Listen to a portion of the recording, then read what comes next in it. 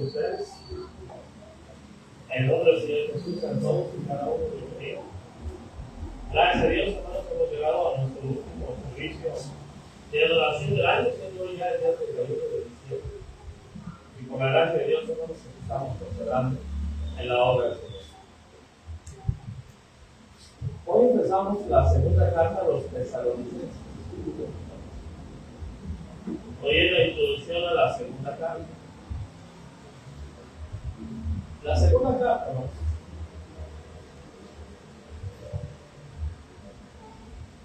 Fue escrita también por el apóstol Pablo, al mismo se identifica, capítulo 1, versículo 1, Pablo escribiendo el Timoteo a la iglesia de los Tesalonicenses.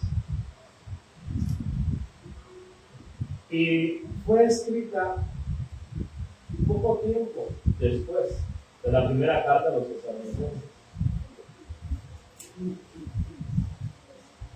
Se cree que la fecha es del 50 al 51 después de Cristo. Y tiene el propósito de corregir el malentendido que se había generado o generalizado, ¿no?, en cuanto a la enseñanza de Pablo concerniente a la venida del Señor. ¿No recuerda que ya en la primera carta, capítulo 4, mencionó el apóstol Pablo que no tenían por qué preocuparse respecto a los que duermen en el Señor, porque hay esperanza para ellos? Jesucristo viene. Pero luego en el capítulo 5 les dice que les va o vendrá como ladrón en la noche y puede sorprenderlos andando en tinieblas. Pero ellos lo entendieron literal porque venía una de estas noches o uno de estos días.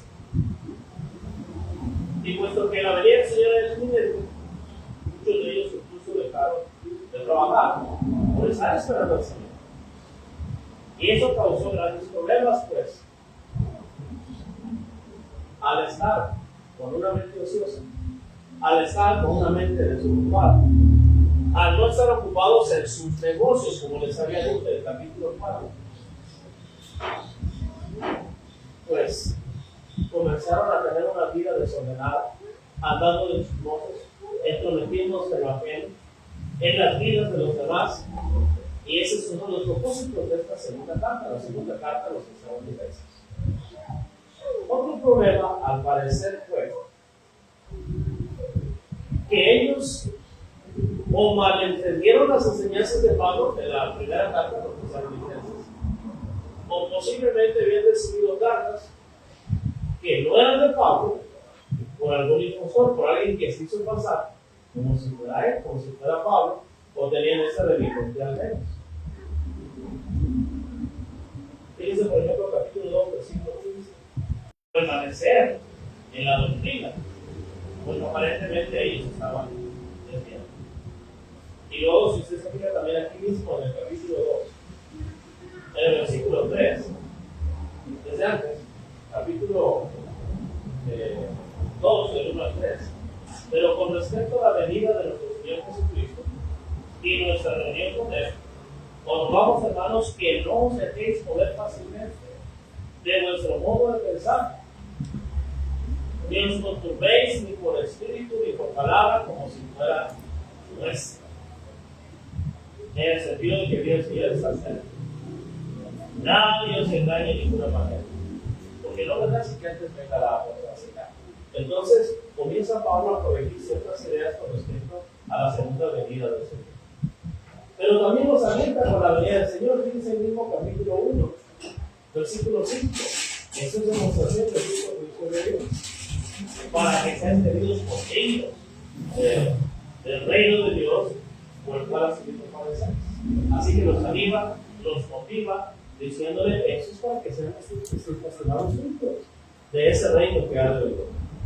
Versículo 6 reconoce que ahorita están siendo atribulados, pero Dios finalmente va a castigar a esas personas, porque es justo delante de Dios pagar con tribulación a los que son justos. Y a vosotros que sois atribulados, daros reposo con nosotros, cuando se manifieste el Señor.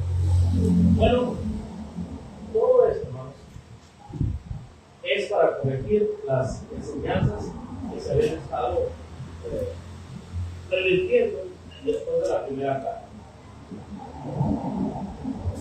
Llega la información a Pablo e inmediatamente, diligentemente, empieza a escribir la segunda carta para corregir esto. Lo hace de forma breve, en comparación incluso con la primera carta, la acompañamiento de hecho fue breve. El tema, hermanos, de la carta lo encontramos en el capítulo 2 y versículo 2. No os dejéis mover fácilmente de vuestro modo de pensar. ¿En relación a qué? A que el día del Señor está cerca. Así que el tema es la venida de Cristo. ¿Y para qué va a venir? Capítulo 1, versículo 8, para dar retribución. Es decir, para dar un pago. Entonces, Jesucristo viene y viene a dar un pago. Ese es el tema de la carta. Hasta aquí, mis hermanos, la segunda carta de los Estados Unidos. ¿Dudas? Bien. Vemos en el capítulo 1, los versículos 1 y 2, el saludo característico de Pablo. Luego, del versículo 3 al versículo 12, algunos asuntos personales. Vemos también el gozo de Pablo por la fidelidad de los tesalonicenses, la seguridad que tiene de su final de indicación y su oración, porque continúa su libertad espiritual. Capítulo 2, del 1 al 17, vemos el día del Señor. El día del Señor no ha amanecido aún, lo que va a decir Pablo. Será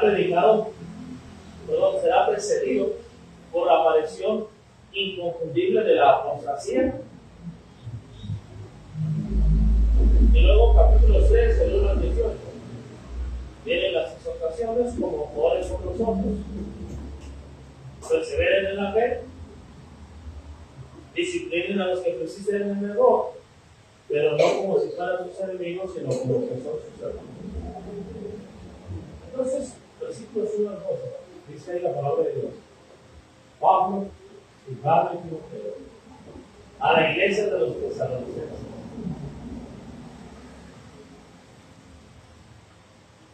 En Dios nuestro Padre y el Señor Jesucristo, gracia y paz a vosotros, de Dios nuestro Padre y del Señor Jesucristo. Pablo una vez más incluye a sus colaboradores y desea para ellos gracia, no lo que ellos merecen, no que el Señor les pague conforme a sus acciones, no que el Señor les pague conforme a sus hechos, sino lo que no merecen pero que sí necesitan. Y la gracia se ha manifestado, dice Tito, lo concluimos la vez pasada, para salvación. Es interesante que en la primera carta Pablo inicia también deseándoles la gracia de la paz de Dios y concluye deseándoles la gracia de Dios para ellos. Y ahora otra vez cuando inicia la segunda carta, vuelve a desearles la gracia. Gracia y paz. La gracia es para la reconciliación con Dios. La gracia es para la salvación. Y la paz es la consecuencia de recibir ese regalo de parte de Dios. El no tener conflictos espirituales, el no estar enemistados con Dios. Y también se menciona la fuente de esa gracia y la fuente de esa paz, de Dios nuestro Padre y del Señor Jesucristo. Esa es la fuente.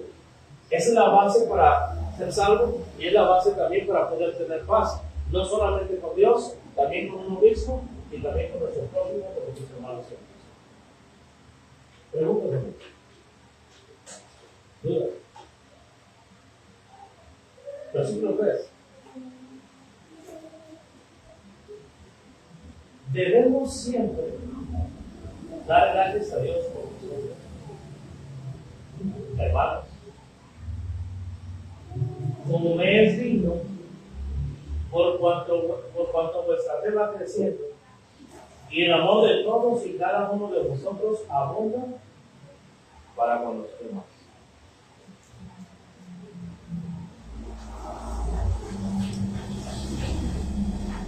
Pablo dice: doy gracias a Dios por nosotros. Ya hicimos énfasis la semana pasada con respecto al tiempo que le dedicaba Pablo a la oración y que lo hacía de modo intencional. Oraba por los filipenses, oraba por los efesios, oraba por los tesalonicenses, pero en esta ocasión, hermanos, aquí menciona que oraba para dar gracias. Doy gracias a Dios por nosotros. Cuando oramos por los hermanos, ¿cuántas veces le damos gracias a Dios por los hermanos de Cristo? Por nombre, por la congregación. Si no damos gracias, ¿por qué no? ¿Es acaso que no nos cae bien? ¿Es acaso que estamos resentidos por algo? ¿O solamente tenemos tiempo para orar por la comida? Sí, Señor, gracias por este pan. O solamente cuando nos dicen, hermano, ore por mí, está pasando esto. Y oramos solamente también así, hermano, Dios, te pedimos porque el hermano me pidió que orara por esto, por esta enfermedad o por esta situación que está pasando. Pero ¿cuántas veces, hermano, le dejamos tiempo a la oración?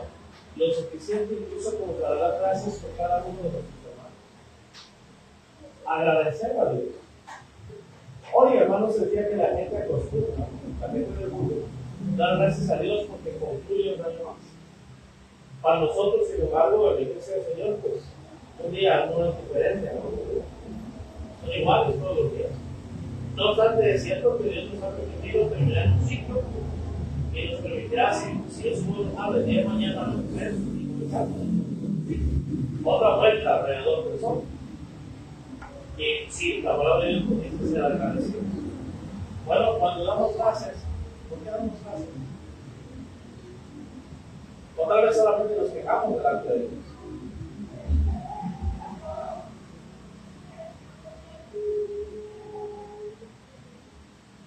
Y luego menciona aquí, hermanos, fíjense, versículo 3. Debemos siempre. La palabra debemos es estamos obligados a hacerlo. O sea, no es solamente por cortesía, no es solamente porque ya lo dije en la primera carta, 1 Tesalonicenses 5:16, está siempre los dos, me dan gracias en todo, entonces ahora tengo que ser fiel a mi palabra y tengo que decir, Señor, gracias por esta iglesia. Como cuando a veces discutimos con alguien de la familia y hasta compartamos, ¿verdad? Señor, gracias. Porque así puedo ejercitar mi paciencia, ¿verdad? ¿Cómo lo hacemos? Pablo dice, debemos. Es solamente por obligación. Debemos siempre dar gracias a Dios por nosotros, hermanos. Y luego menciona ahí, como es digno. Pablo está diciendo, no es por obligación, estoy obligado a hacerlo o me siento obligado a hacerlo, no porque sea mandamiento, sino porque es digno. O sea, no puedo yo estar orando sin agradecerle a Dios por ustedes, es lo que está diciendo Pablo. Ese es el sentir que tiene. Lo que implica, hermanos, que tenemos que aprender a evaluar a nuestros hermanos en la fe de manera objetiva, de manera veraz, y siempre ser agradecidos.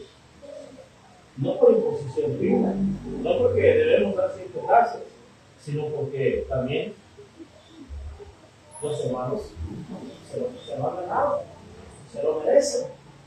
Ahora piensen esto ya no cuando usted va a orar. Cuando un hermano o una hermana de la congregación está orando y usted le viene a la mente, usted piensa, evalúese a sí mismo. El hermano se siente obligado a darle gracias a Dios. La hermana se siente obligada a cuando está orando, Señor, te doy gracias por ese varón, por esa mujer. ¿De qué manera estamos viviendo?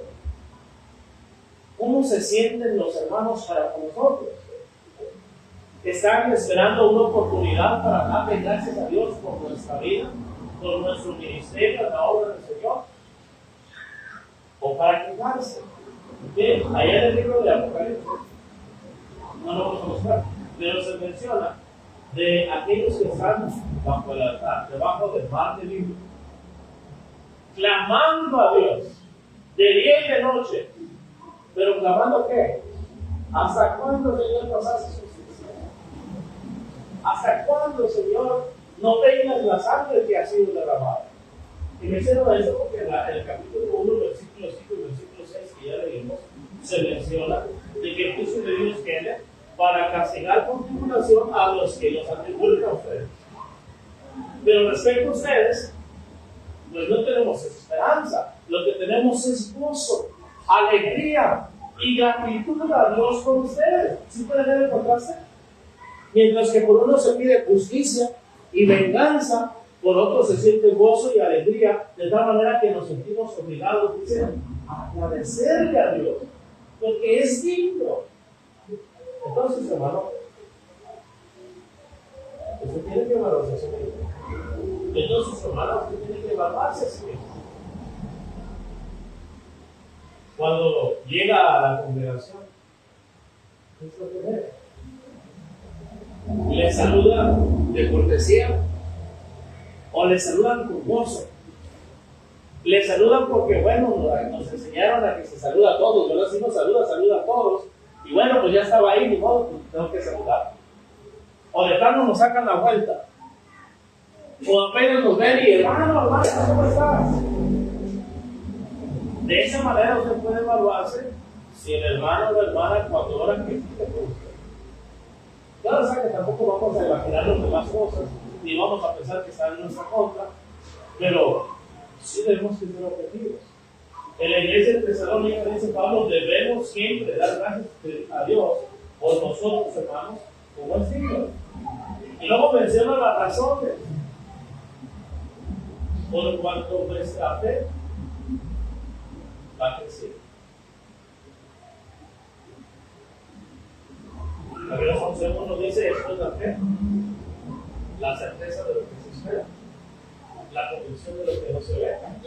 Pero también ya hemos visto que la palabra fe no solamente significa convicción, aún sin ver, sino que también significa fidelidad, perseverancia, obediencia.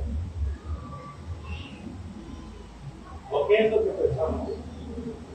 A veces estamos orando y, Señor, te acuerdo que hace 6 meses después de visitar a nuestros hermanos. Ya no damos gracias a Dios por su fe. Recuerdo que el mes pasado los hermanos me dijeron, ya no me pongan de acuerdo, ya no quiero participar. Entonces, cuando oran por nosotros, ¿qué piden? Cuando están orando y se acuerdan de nosotros, sienten el mismo gozo que Pablo escribe aquí. Cuando están orando por mí, cuando yo estoy orando, soy agradecido por el trabajo que los hermanos están haciendo. Soy de la clase de hermanos que ve vacío medio lleno o que lo ve medio vacío. ¿Veo lo positivo o veo lo negativo? ¿Qué es lo que miro yo? Ahora, hermanos, con respecto a eso de que nuestra fe va creciendo, Pedro menciona que es algo en lo cual nosotros tenemos que tener diligencia. Acompáñenme en la segunda carta del apóstol Pedro, por favor.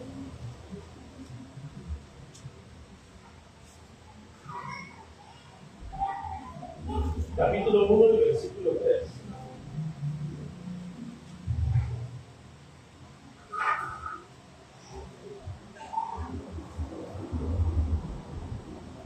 Versículo 9. No, pero, bien cuidado. Segunda carta de Pedro. Voy a otro poquito más porque me pasé a los ojos.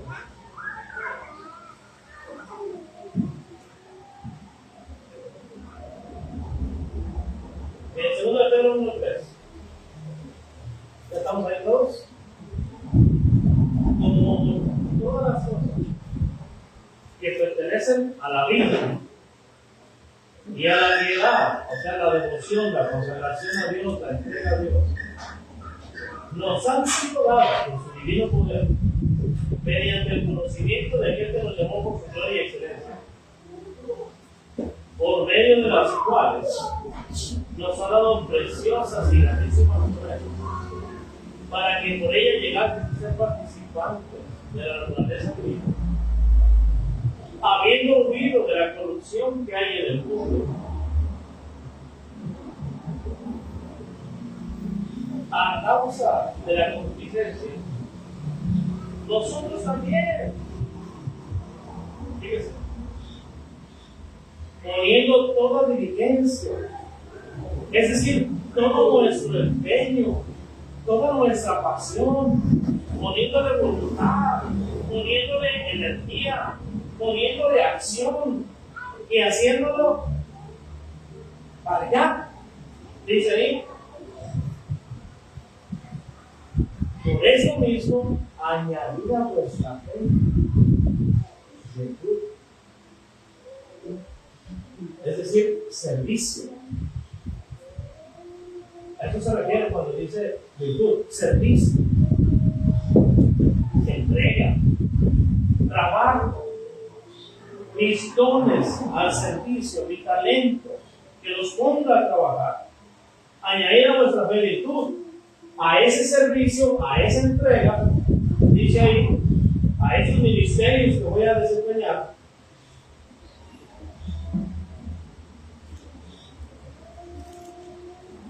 conocimiento.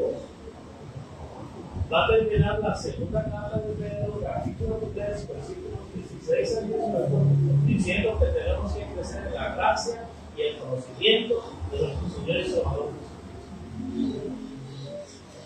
Pero realmente, hermanos, empezamos estudiando la palabra de Dios. La Escritura dice: bienaventurados los que tienen hambre y sed de justicia, porque ellos serán saciados. Pero ¿qué es lo que pasa? Nos ponemos a leer y nos las calla. Nos ponemos a leer y nos duele la cabeza. Cuando llama la atención, mejor ver algo en la televisión o en el celular, o mejor de verlo hacer una actividad. Añadir a vuestra fe virtud, a la virtud conocimiento. Así que la fe es por el oír y el oír por la palabra de Dios. A la virtud conocimiento. Al conocimiento sobre Dios propio. O sea, que no me envanezca yo. Que no vaya yo a decir, ¿y para qué voy si ya no sé? O que empiece el tema y, ya lo he escuchado muchas veces. Dice el dominio propio, que no te envanezcas, que no tienes tu soberbia, y altivez, y arrogancia. Algunos tal vez no lo dirán con palabras, pero tal vez con acciones. Por ejemplo, hay personas que en vez de seguir el estudio, lo que hacen es que el predicador o el hermano está dando su clase de predicación. Mi hermano ya con su clase y yo voy con mi lectura individual. Yo voy avanzando en mi estudio personal, aunque los hermanos tienen su clase. Bueno, sí, a lo que yo creo que es a la paciencia que da, a la mirada afecto fraternal y al afecto fraternal amor. El propósito de este mandamiento de añadir a nuestra fe es: porque si estas cosas están en vosotros y abundan, no os dejará estar ociosos ni sin fruto en cuanto al conocimiento de nuestro Señor Jesucristo. Pero el que no tiene estas cosas tiene la vista muy corta, es ciego, habiendo olvidado la purificación de sus antiguos pecados. Pero como ellos estaban añadiendo a su fe y su fe iba creciendo, entonces se acordaban de sus antiguos pecados que habían sido perdonados por la sangre de Cristo en el bautismo, gracias al sacrificio del Señor Jesús en la cruz, gracias a esta sangre que se derramó, pero también, como dice aquí, habían huido de la corrupción que hay en el mundo y habían puesto toda diligencia en que su fe creciera. Fíjense más aquí. Pablo dice en versículo 35: por ustedes, mis hermanos, y es digno por esa razón, porque su fe va como en aumento, va creciendo. Déjenme darles, hermanos, un ejemplo de una fe que va en aumento.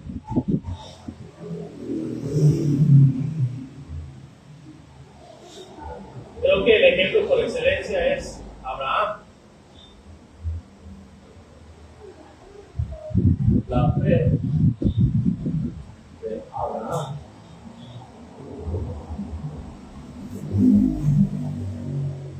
es igual a una fe creciente.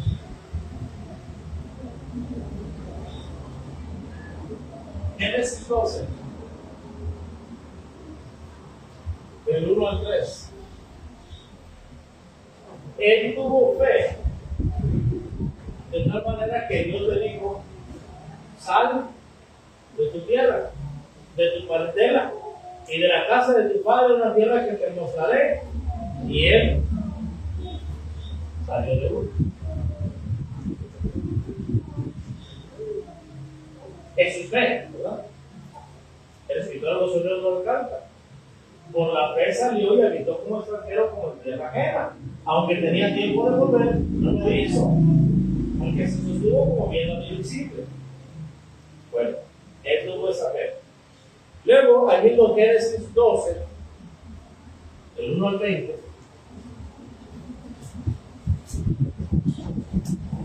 y en Génesis 20, del 1 al 18,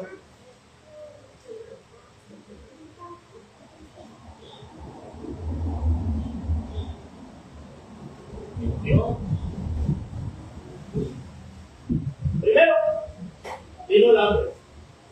Bueno, primero obedece y sale, tiene fe, pero luego viene el hambre y va a otra tierra, no la que Dios le había dicho. Y estando allá, ve que su esposa es del justo, del hacendado, del rey de aquella tierra, y no tiene fe de que Dios lo va a librar de la muerte, y no tiene fe de que Dios lo va a alimentar. ¿Y qué hace? Quédate con ella. Es tu esposa, es mi hermana. Y yo. Vemos fe, pero no la suficiente fe. Ahora, ¿qué más pasa ahí? Si seguimos la lectura, seguimos avanzando, en el capítulo 15 y versículo 12, tal vez esto es un poco más desconocido, vamos a ver. Pero Dios le ha prometido una descendencia tan grande como la arena del mar. ¿Y qué dice la escritura? Mas a la caída del sol sobrecogió el sueño a Abraham, y aquí que el temor de una gran oscuridad cayó sobre él.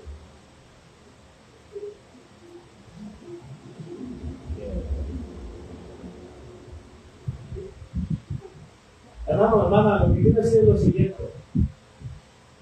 Tal vez usted se ha llevado a salir, tomarse la decisión de salir del mundo, de escapar de las contaminaciones que hay en el mundo, de huir de la corrupción que hay en el mundo, pero todavía tienes pecados como la locura, o como buscar ventaja de las situaciones, incluso a costillas de los demás. Tal vez te sientes todavía con miedo, con frustración, y puede ser algo tan sencillo como: ¿y qué voy a hacer? ¿Cómo voy a pagar esa deuda? O puede ser una situación de alguna enfermedad. ¿Qué voy a hacer? Y sentimos que miedo. Bueno, no está solo. Incluso el apóstol Pablo menciona grandes sufrimientos, grandes persecuciones, y luego menciona de fuera conflictos y de dentro ¿qué? Temores. O sea, una son las situaciones reales que están pasando que nos agobian, pero aparte de esas situaciones que nos agobian, están los miedos que tenemos, que no nos dejan en paz, que no nos dejan dormir, que nos suben la presión, que nos hace que se nos suba, que nos baje el azúcar, y que nos hace también tener ciertos conflictos innecesariamente todos por causa. Bien.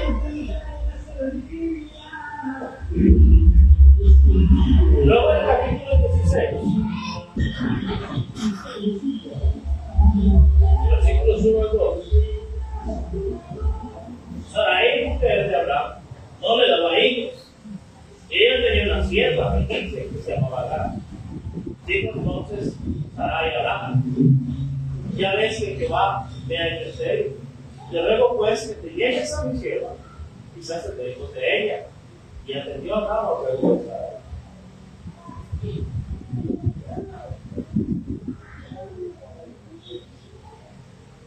Incredulidad.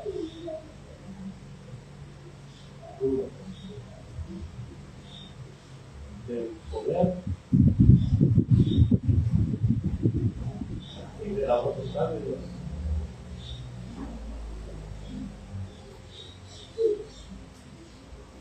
Lo cual produce tal vez infidelidad. ¿Se acuerdan que eso les había dicho Pablo en la primera carta de los Tesalonicenses en el capítulo 4? Ninguno agravie ni engañe en tal hecho de hermano.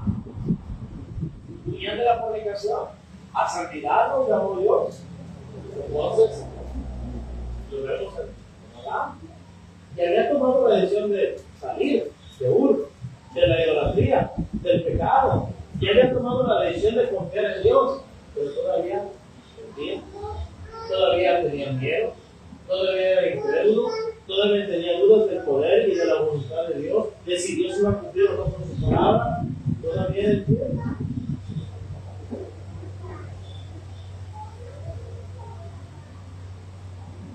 Finalmente llegamos al capítulo 22.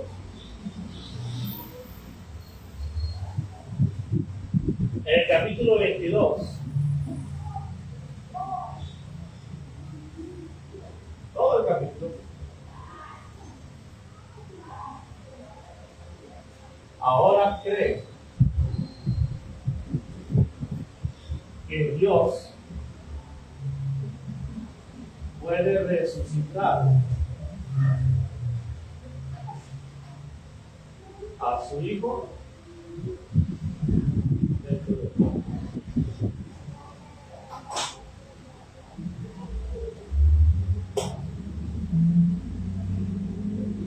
Ya no hay mentiras, ya no hay miedo, ya no hay incredulidad, ya no hay dudas, ya no hay infidelidad. Ahora sí, Señor, quiero que cosa lo que quiera. Porque en su fe puede vernos, ¿hacemos? ¿En qué parte te encuentras tú, hermano? Comparado con la vida de Abraham.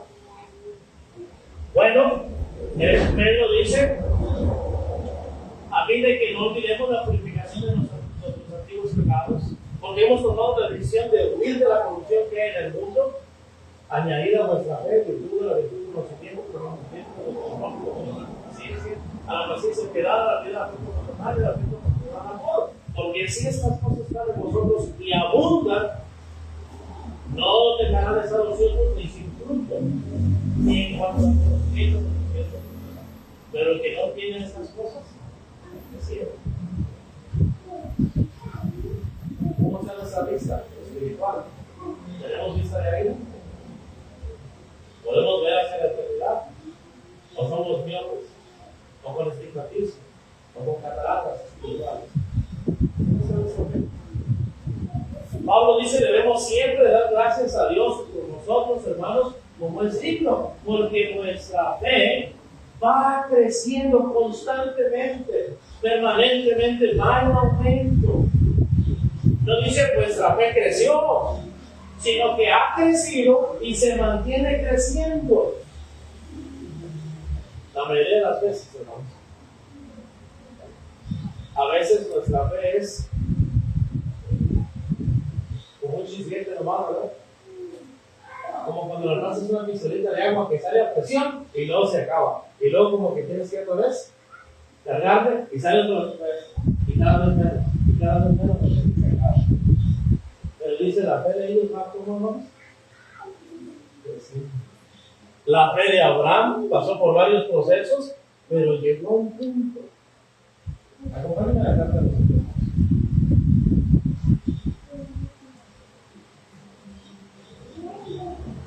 Capítulo 4. Versículos del 11 de la. Y él mismo constituyó a unos apóstoles, a otros profetas, a otros evangelistas, a otros pastores y maestros, a fin de perfeccionar a los santos, para la obra de Cristo,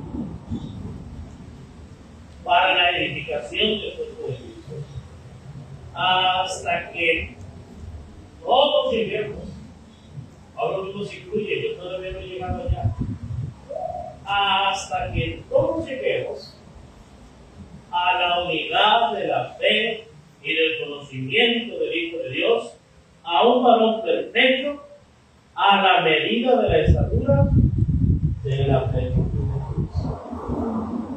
Para que ya no seamos niños fluctuantes, llevados por doquiera de todo viento de doctrina, por estratagema de hombres para engañar, empleando la astucia de las artimañas del error, sino que siguiendo la verdad en amor, crezcamos, avancemos hacia esa meta en todo, en aquel que es la cabeza, Jesucristo, de quien todo el cuerpo, bien concertado, o sea, en armonía, bien unido entre sí, con todas las coyunturas que se ayudan mutuamente según la actividad propia de cada miembro, énfasis, recibe su crecimiento. ¿De qué era el crecimiento? A la medida de la fe, a la estatura de la plenitud de Cristo.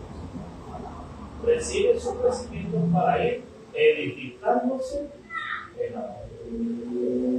Sí, tuvo dones, sí, tuvo una organización bíblica, sí, tuvo ancianos, sí, tuvo maestros, sí, tuvo evangelistas, pero después todos se ayudan. ¿Qué hace necesidad de eso? Fueron temporales, necesarios, hasta que todos llegamos a esa madurez.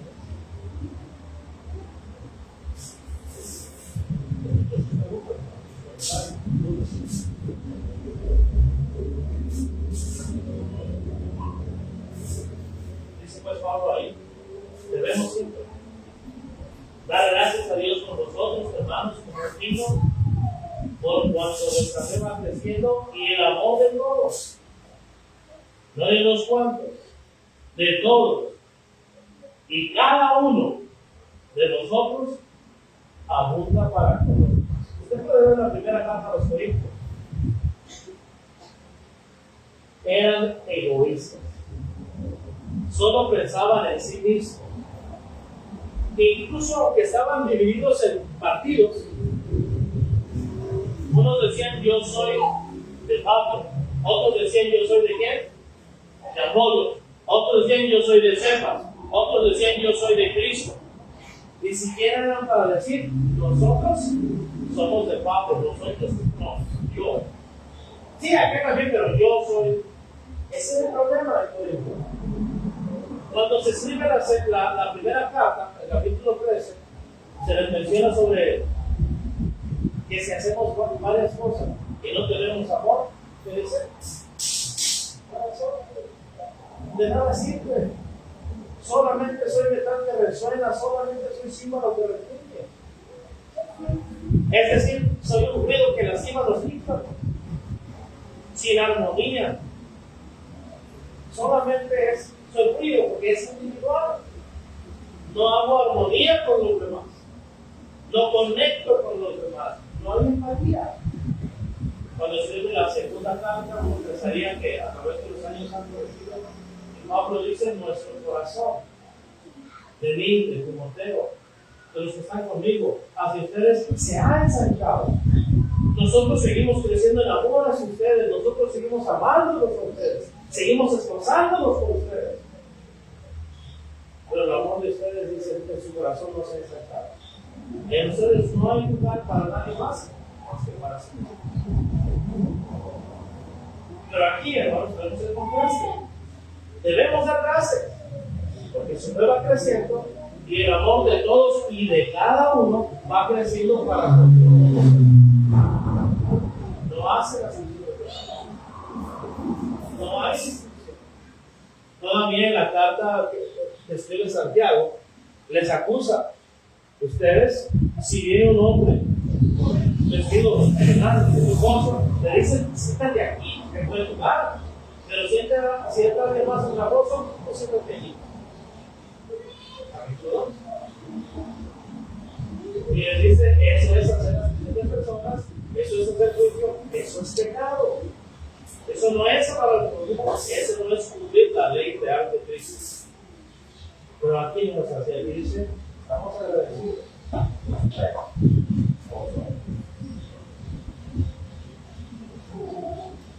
Cuando usted piensa en los hermanos, piensa de esta manera. Analice a sí mismo, ya no cuando usted piensa en los demás. Cuando los demás piensan en usted, le dan gracias a Dios por usted. O tal vez dirán, ay Señor, ya no ilumínalo, ilumínalo Señor. ¿Qué dirán nuestros hermanos? ¿Que estarán agradeciéndole a Dios? O Señor, ¿hasta cuándo? ¿Cuánto tiempo más? ¿Cuál es el pensamiento? Cada quien habla. Versículo 4, cuando dice de ese amor, tanto, tan grande es nuestro amor, tan grande es nuestra fe, que nosotros mismos nos gloriamos de nosotros en las iglesias de Dios, de nuestra paciencia, nuestra perseverancia y fe, nuestras obras, en todas nuestras persecuciones y tribulaciones. Paciencia porque perseveran a pesar de las obras. Fíjense.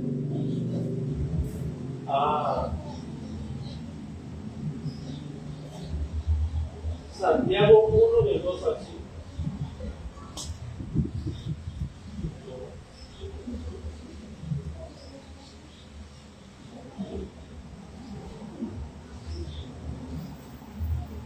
Hermanos míos, tened por sumo gozo cuando os halléis en diversas pruebas, sabiendo que la prueba de vuestra fe produce paciencia.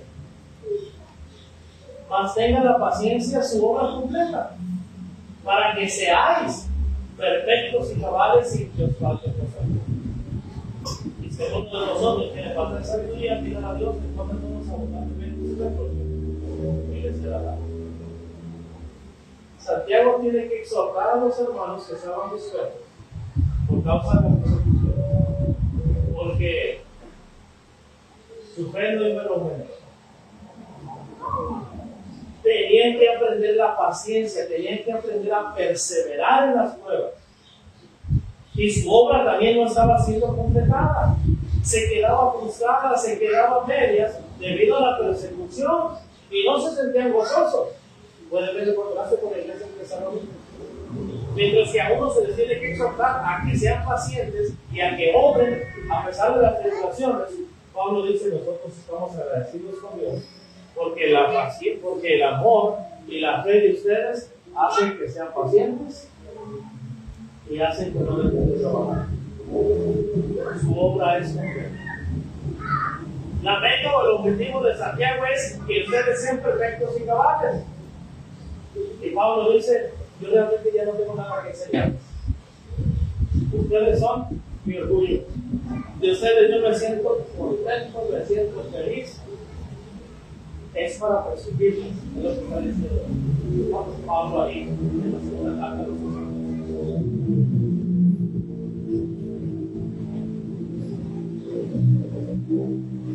Cuando llaman a algún hermano de la iglesia y le preguntan: ¿cómo está la iglesia? ¿Cómo están los hermanos? ¿Qué es lo que usted puede responder? Puede decir como Pablo: le doy gracias a Dios porque la fe de mis hermanos va creciendo. Le doy gracias a Dios porque su amor abunda más y más para con todos.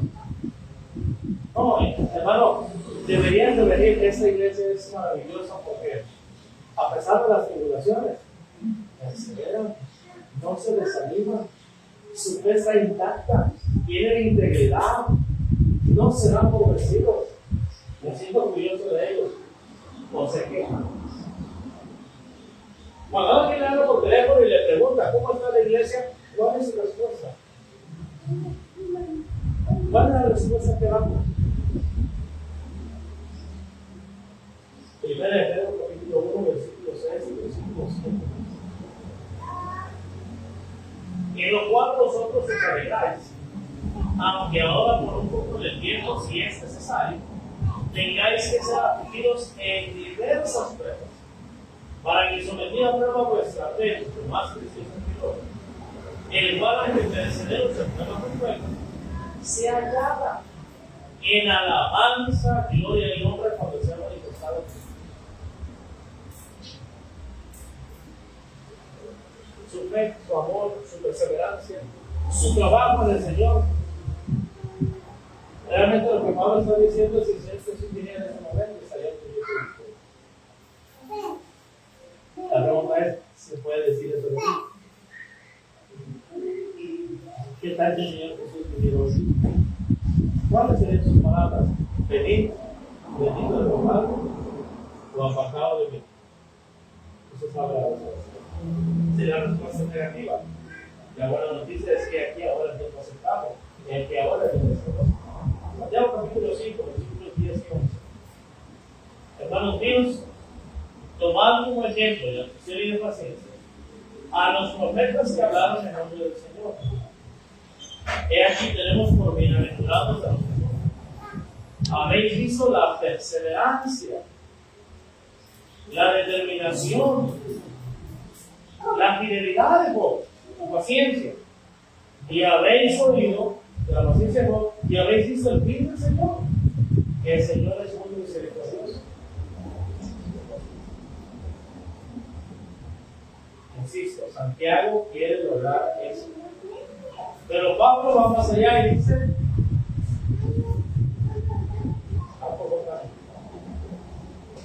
tampoco es para cruzarse de brazos y decir que ya están seguros. No. Pero nosotros tanto que nosotros mismos nos gloriamos de vosotros en las iglesias de Dios por vuestra paciencia y fe en todas vuestras persecuciones y tribulaciones que soportan. Es decir, hermanos, al parecer la iglesia tesalónica era la iglesia favorita de Pablo. Es más, hermanos, me parece que es el lugar en el que Pablo estuvo menos tiempo, solamente 2 días de reposo. A causa de la persecución, los hermanos lo obligaron, lo pusieron en la barca y dijeron: Pablo, tú te vas, y no te van a matar. Y Pablo se fue. Pero cuando escribe su carta dice: yo quise ir una y otra vez, pero Satanás me estorbó. Pero les doy testimonio de que yo estaba dispuesto a morir en la batalla. Capítulo 2 de la primera carta. Me hubiera gustado entregarles mi propia vida. Dicho de otra manera, hermanos, puede significar: me habría gustado, en vez de hacer tantos viajes misioneros, quedarme de casa ahí de su vida. Es de la única congregación que Pablo dice: me hubiera gustado entregarles mi propia vida. De las demás no se menciona eso. ¿Cuánto orgullo tenía Pablo por esa congregación? Si preguntáramos a los hermanos que han estado aquí, ya sea que estén en otra congregación, que no se congreguen o que hayan emigrado a otro lugar, vuelves a Puerto. Si le preguntáramos a los predicadores que han estado aquí: oye, ¿regresarías?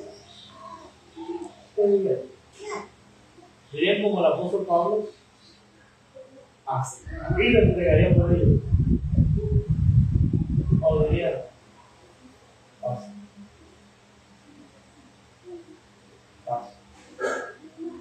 Ven, hermano, te invitamos. No, hermano, aquí estoy bien. ¿Qué dirían los hermanos? ¿Por quién lo dirían? ¿Por usted? ¿Por mí?